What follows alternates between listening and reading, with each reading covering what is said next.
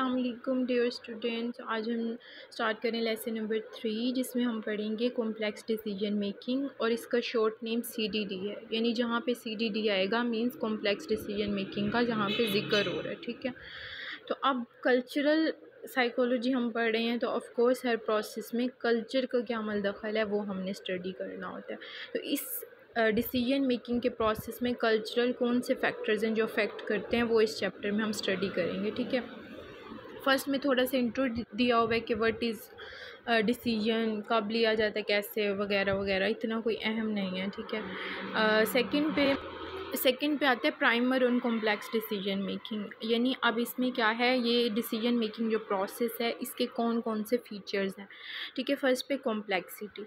ज़ाहिर बात है ये एक कॉम्प्लेक्स सिचुएशन होती है। ठीक है, इसमें काफ़ी सारी चीज़ें होती हैं जो कि मिलकर इस प्रोसेस को कॉम्प्लेक्स बनाती हैं। ठीक है, ये इसका फ़ीचर है। दूसरा मल्टीपल गोल्स। हर जो डिसीजन है उसके पीछे आपके कई मकसद होते हैं, एक तो नहीं होता ना।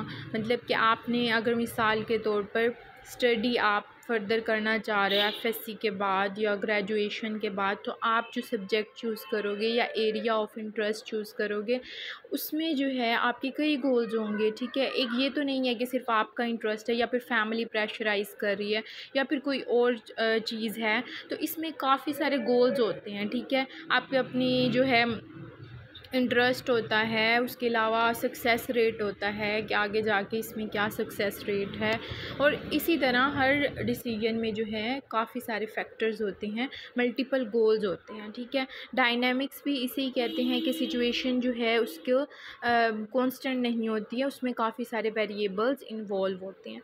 ठीक है, इसके बाद ओपेकनेस है। ओपेकनेस हम कहते हैं शफाफपन को। ठीक है, यानी सिचुएशन जो है वो ज़ाहिर बात है ऑब्वियस नहीं होती है, उसके कई हिडन वेरिएबल्स होते हैं जो कि हमें दिखाई नहीं दे रहे होते हैं। उसको क्या है, हमने सरफेस पे लाना होता है और फिर उसके मुताबिक डिसीजन करना होता है। यानी ये कुछ फ़ीचर्स इन्वॉल्व कर दिए उन्होंने। फ़ीचर्स किसके हैं? CDD यानी कॉम्प्लेक्स डिसीजन मेकिंग के। अच्छा, अब क्या होता है कि जो कोग्निटिव और बिहेवियरल एक्टिविटीज़ हैं वो कौन कौन सी होती हैं। यानी इस अमल के दौरान डिसीजन करते हुए हमारा जो कोग्निशन लेवल है, माइंड के लेवल पे क्या चल रहा होता है और हमारा जो बिहेवियर होता है वो क्या होता है। सबसे पहले क्लैरिफिकेशन ऑफ गोल्स होती है। ठीक है, सबसे पहले आपने गोल्स क्लैरिफाई करने, अपने आप को बताना है कि गोल्स क्या हैं। ठीक है, फिर क्या है, इंफॉर्मेशन कलेक्ट करनी है। ठीक है, अच्छे से उसको कलेक्ट कर लें, उसे समझ लें। उसके बाद एनालिसिस करें डिफरेंट वेरिएबल्स की कि क्या क्या चीज़ है जो मेरे फ़ैसले को असरअंदाज कर सकती है। ठीक है, उसको एनालिसिस की। उसके बाद आपने गेम प्लान बना लिया, स्ट्रेटजी बना ली कि किस तरीके से मैंने डिसीजन करना है। फिर आपने मुख्तलिफ़ मेजर्स भी लेने हैं। ठीक है, यानी अब इस सिचुएशन में क्या जो है मैं मेजर लूँ तो मुझे जो है आगे जाकर जो है साइड इफ़ेक्ट होंगे इसके, या फिर जो है मुझे क्या इसके फ़ायदे होंगे। यानी तमाम चीज़ों को मद्देनज़र रखते हुए पॉसिबल मेजर्स लेने हैं। उसके बाद प्लानिंग और फिर एक्चुअली इम्प्लीमेंटिंग करनी होती है इन स्टेप्स की। कंट्रोल को जो अफेक्ट है, जो रिज़ल्ट पे अफेक्ट पड़ेगा उसको कंट्रोल करना होता है। ठीक है, और अगर जो है किसी सिचुएशन में गोल्स जो आपने क्लैरिफाई किए थे या फिर कोई भी स्टेप लिया है, अगर उसको रिवीजन करना पड़ जाए, यानी हो सकता है कि वो जो हमने स्टेप पहले दोहराए हैं उनमें कोई मिस्टेक हो जाए और इफ़ेक्ट जो है वो कंट्रोल ना हो, तो ज़ाहिर बात है हमें फिर दोबारा से वो सिचुएशन दोहरानी पड़ेगी। तो अगर नेसेसरी है तो उन गोल्स या स्ट्रेटजी को दोबारा रिवीजन कर लेनी है। ठीक है, ये कुछ थे कोग्निशन लेवल और बिहेवियरल एक्टिविटीज़। अच्छा, इसके बाद जो है सेंट्रल रिडक्शन की यहाँ पे इन्होंने लफ्ज़ इस्तेमाल किया हुआ है। सेंट्रल रिडक्शन क्या है कि आप क्या करते हैं, हर सिचुएशन का जो आप निकालते हैं, सम अप निकालते हैं कि ये वाली जो है सिचुएशन, इसके ये वेरिएबल्स हैं।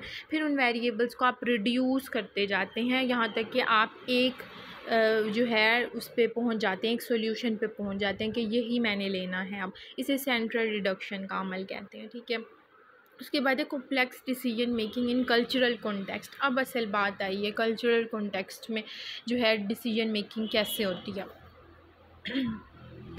तो सबसे पहले क्या है जी, इन्वायरमेंट की प्रेडिक्टेबिलिटी एंड प्लानेबिलिटी। ज़ाहिर बात है हर कल्चर का डिफरेंट इन्वायरमेंट होता है उस हिसाब से ही प्लान करना होता है, उसी हिसाब से ही इन्वायरमेंट ही प्रिडिक्ट करता है कि जो है इस सिचुएशन का आगे जाके क्या इफ़ेक्ट निकलेगा, ठीक है।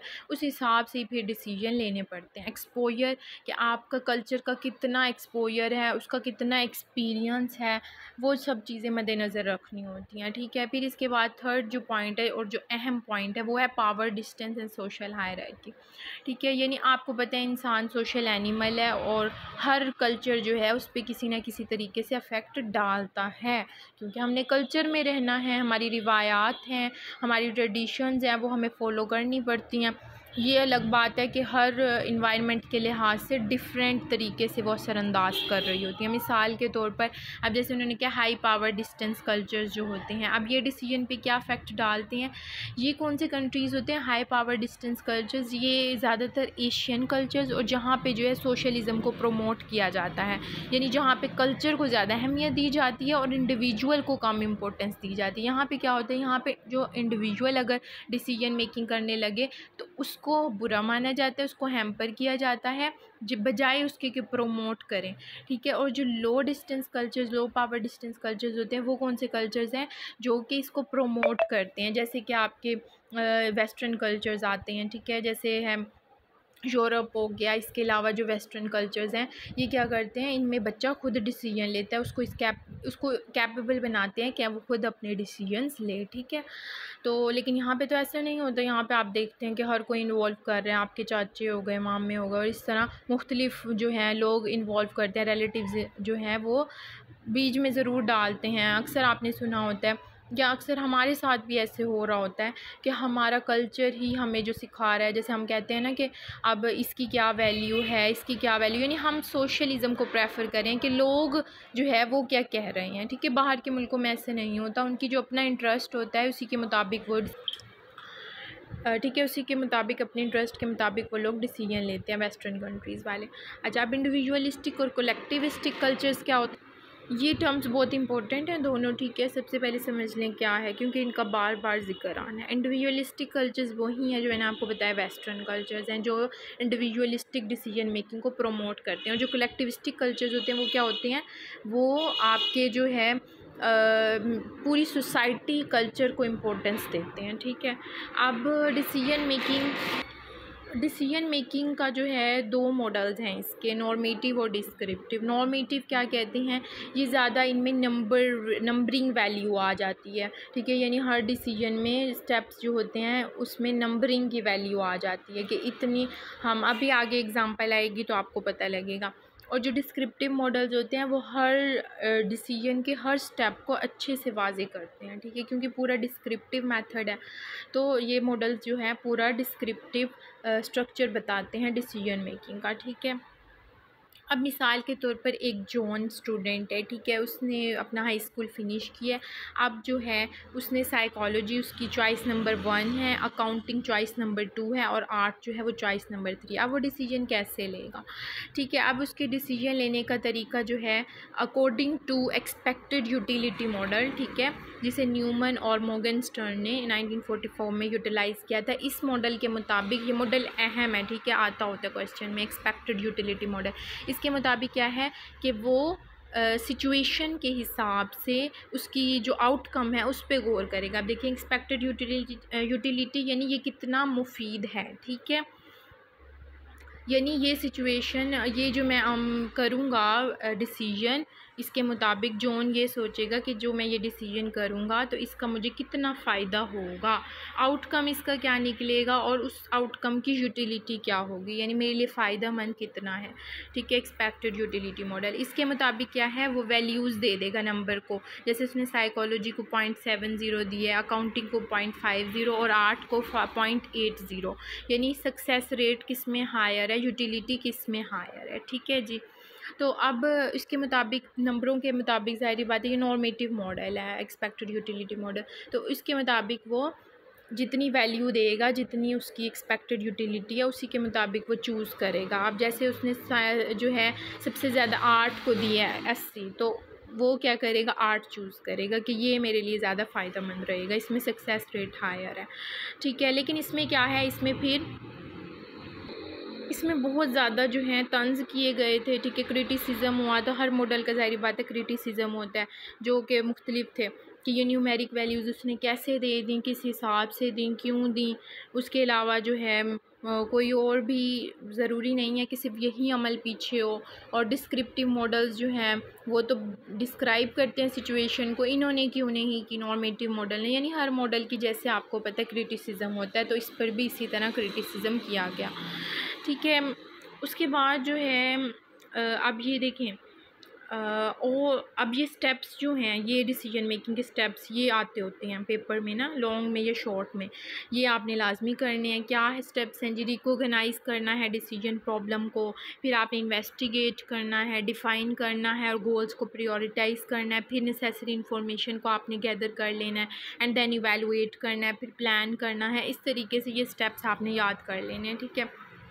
इसमें से कोई समझने वाली बात तो नहीं है, बस उन्होंने बताया कि डिसीजन प्रॉब्लम को आपने किस तरीके से समझना है।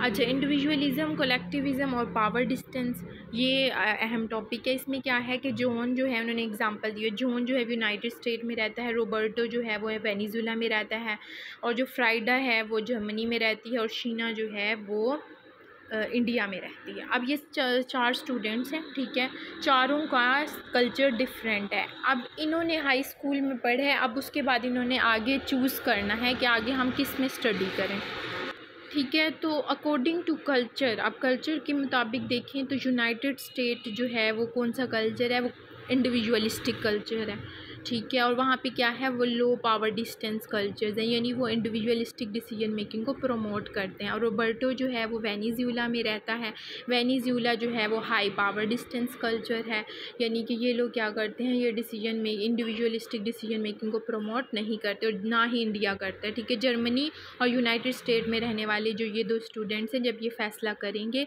तो ये क्या करेंगे, ये अपने इंटरेस्ट को देखेंगे, जहाँ इनका इंटरेस्ट बनता है ये वहीं पर अप्लाई करेंगे।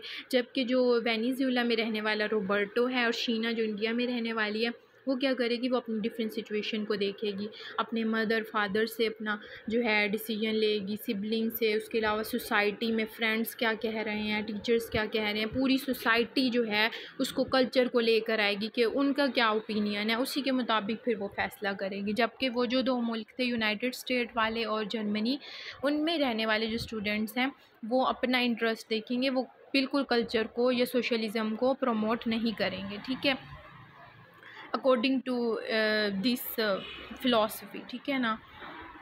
अच्छा, इसके बाद कुछ स्टडीज़ हुई। एक तो ये वाली स्टडी थी जो कि मैंने आपको बताया कि ये क्रॉस कल्चरल स्टडीज़ जो थी ये क्या कहती हैं इंडिविजुअलिज़म को कलेक्टिविज़म के बारे में। दूसरी स्टडी जो है वो ओबुशी, फुकुशिमा और टेडिशी ने की थी, ठीक है। इन्होंने क्या पढ़ा था, कल्चरल वैल्यूज़ को इन्होंने ही पढ़ा था। इन्होंने अमेरिकन स्टूडेंट्स लिए, जापानीज़ स्टूडेंट्स लिए। अमेरिकन आपको पता है इंडिविजुअलिस्टिक है, जापानीज़ कलेक्टिविस्टिक कल्चर्स है क्योंकि ये एशियन कल्चर्स हैं। तो इन्होंने फिर जो वो निकाला था उसमें क्या नोट किया कि जो पार्टिसिपेंट्स थे उनको क्या कहा था कि आपने डिसीजन लेते हुए जो कौन कौन सी स्ट्रेटजीज़ आपने जो हैं अपनाई थी, ठीक है। उन्होंने कोई सिचुएशन दे दी और उस हिसाब से उनको डिसीजन करने को कहा। तो अब जो कलेक्टिविस्टिक वाले कल्चर्स वाले थे उन्होंने क्या किया, उन्होंने टेक्निक्स अपनाई, कौन सी, अवॉइडेंस, यानी अवॉइड कर रहे हैं सिचुएशन को, और बग पासिंग क्या कि जो है दूसरे को इल्ज़ाम देना कि इसकी वजह से मैंने ये डिसीजन लिया था या इसकी वजह से लिया था। तो ये क्या है, ये कलेक्टिविस्टिक कल्चर्स थे। जबकि जो है जो इंडिविजुअलिस्टिक कल्चर्स वाले थे वो ज़्यादा क्या करते थे, उनकी अंदर ज़्यादा एबिलिटी थी और कॉन्फिडेंट थे वो अपने डिसीजन के हवाले से, उन्हें वो किसी को ना इल्ज़ाम दे रहे थे। जबकि जो बग पासिंग, अवॉइडिंग है, ये सब जो थी ये किस में ज़्यादा थी, ये एशियन स्टूडेंट्स में ज़्यादा थी, ठीक है। ये ओबुशी जो है और फुकुशिमा और टेडिशी की स्टडी थी। एंड देन जो है उसके बाद थर्ड स्टडी हुई। थर्ड स्टडी में क्या था कि जो है जर्मनी के स्टूडेंट लिए गए जो कि इंडिविजुअलिस्टिक थे, और इंडिया के स्टूडेंट लिए गए जो कलेक्टिविस्टिक थे। उनको कहा गया कि आप जो है आपने इमेजिन करना है कि आप एक कंपनी के डायरेक्टर हैं और वो कंपनी मलेशिया में कोलंबो, यानी वो दोनों स्टूडेंट्स इनके बारे में कुछ नहीं जानते, और अब आपने जो है अपनी प्रोडक्शन किस तरीके से ज़्यादा बढ़ाएंगे। ज़ाहिर बात है डिसीजन लेने उन्होंने जिसकी मदद से उनकी प्रोडक्शन ज़्यादा हो। तो एंड में रिज़ल्ट जो निकला वो क्या क्या था, दोनों का प्रोडक्शन करने का तरीका, डिसीजन मेकिंग का डिफरेंट था। जो इंडियन कल्चर्स थे उन्होंने बहुत ज़्यादा जो है सोच समझ के डिसीजंस लिए थे, ठीक है।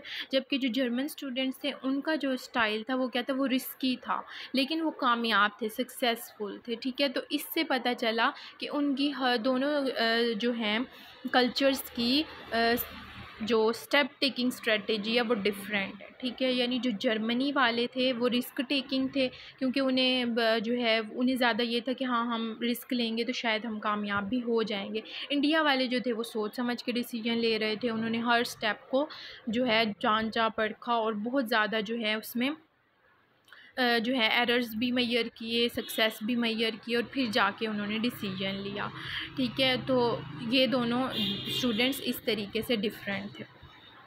तो ये था जी आज का आपका टॉपिक।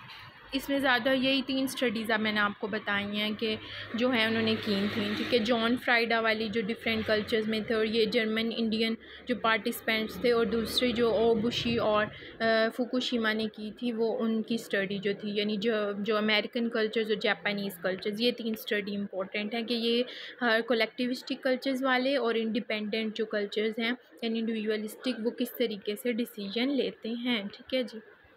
तो ये था आज का टॉपिक आपका। बाकी इसमें इन्होंने वही बयान किया हुआ है कि जर्मन ने क्या किया, और ये मैंने आपको पूरा जो है इसकी समरी बता दी है, ठीक है। I hope you will understand. अल्लाह हाफ़िज़।